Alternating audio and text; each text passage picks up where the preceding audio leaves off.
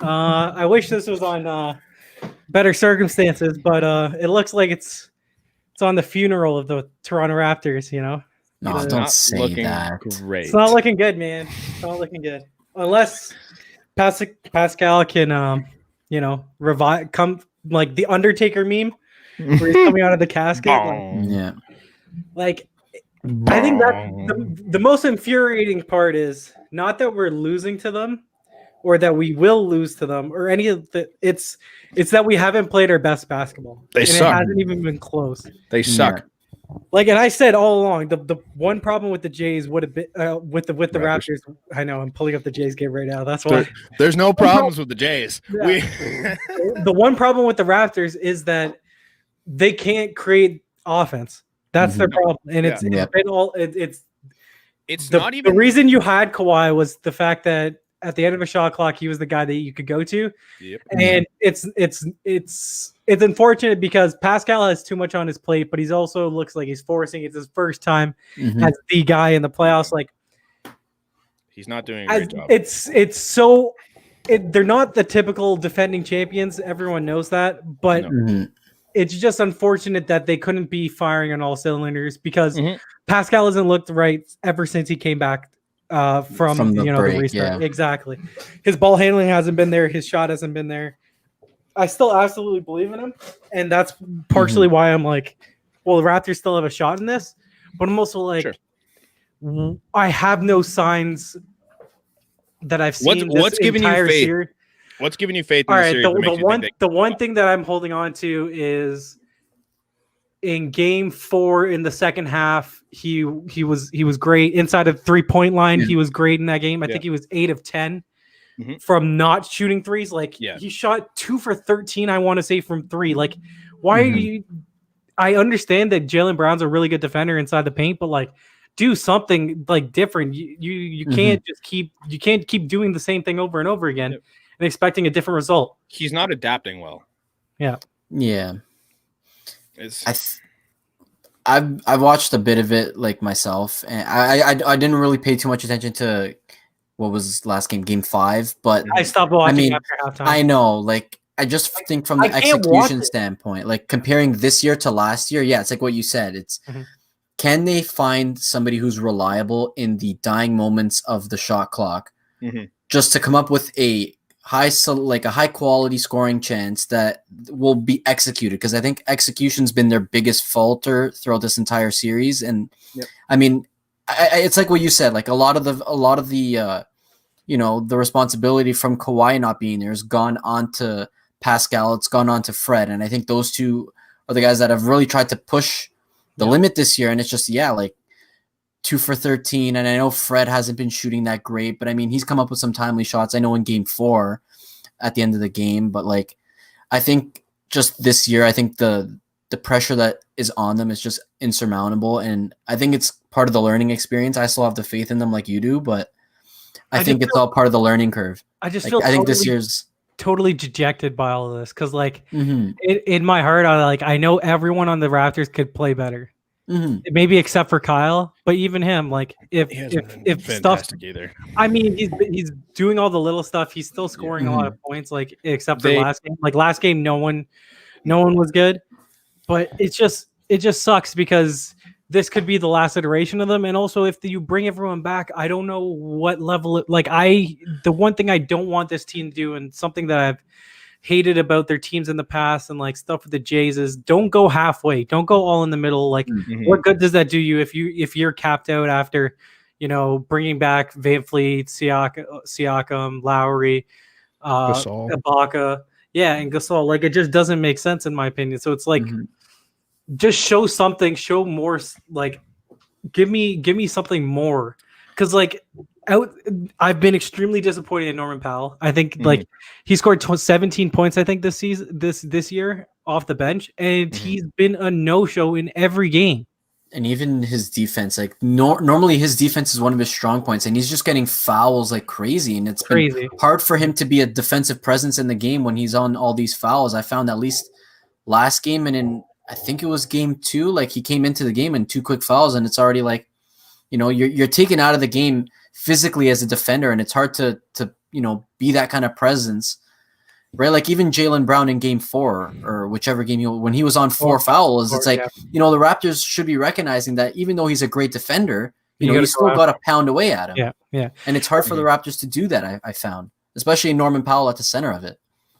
Yeah, that's been extremely frustrating, man. And a big part of it is I was frustrated that like the whistle has been totally one-sided.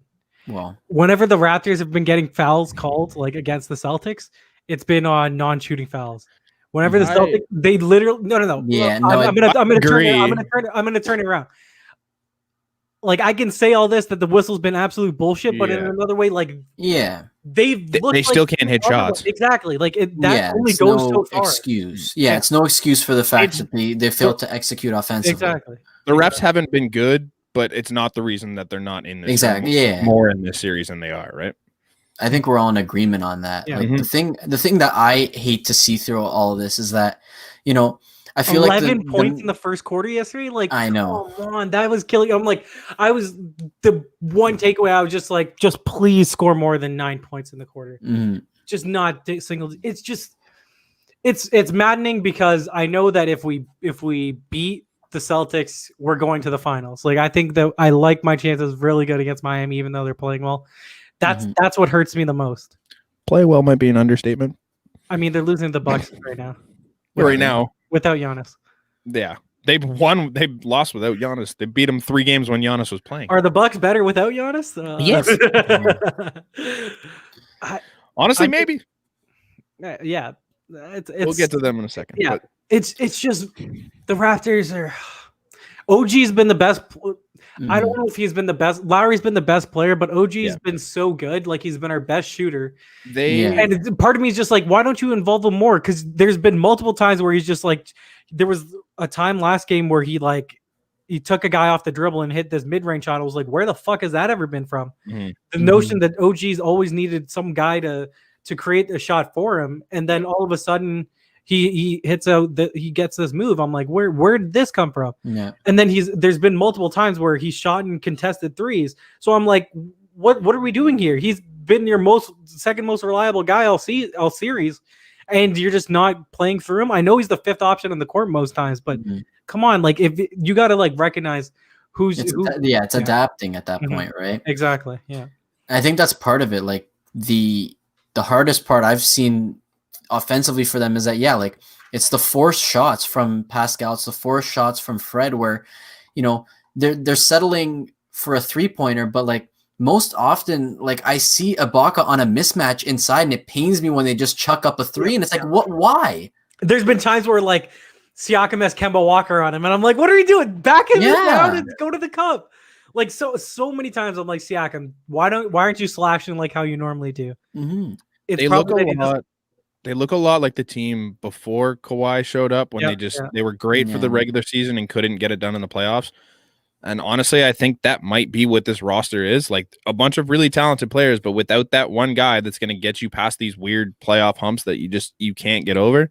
It's going to be a team that's in this position where they come up against a team like Boston. They have no go-to guy in like there's no one that's just going to push you through like Kawhi did, right? While I do agree with that, part of me is also like, your offense just doesn't look in sync at all. It looks bad. Which credit Boston, their defense has been phenomenal. Marcus Smart's but they haven't been dirty player, but he's like really good. Toronto's just missing open looks, right? Like they're good and they're shutting Toronto down for the most part. But even when they get open looks, they're missing shots like they should not be missing. Yeah, because like at the end of the second quarter or the first quarter yesterday, it was like Boston had maybe high 20s, like mid 20s points. I'm like, that's not even that bad of a quarter. It's like you're just not even scoring. That's the only problem. Like if I'm ranking the blame here, it's the Raptors offense first, and then it's the Celtics defense to credit them. Yeah. But like the Raptors just haven't looked in sync all series. And look at the 2 games the Raptors won, 2 nail biters still, and then look at the 2 of the 3 games that Boston won. Blows.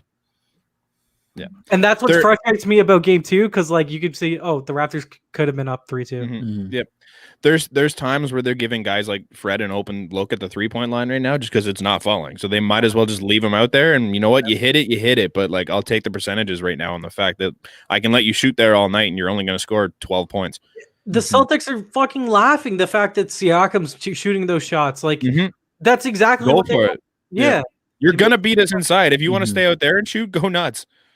And I think that's part of it, right? Like, I feel like if they're attacking more, like it's like what you said, Siakam I never see him slashing, and it's like force the officials to make a call. And if they're not doing that, these guys are just going to sit and play a bit of a softer defense on you to the point where you're just settling for shots, and all these guys are going to be remaining in the game for as much as they want because there's no fouls on them because they haven't been forced defensively. Yep. Tatum's played in 5 games so far, and I think he has 5 or 6 foul calls on him. And I'm like, what are we doing here? He's playing 40 minutes a game, and like.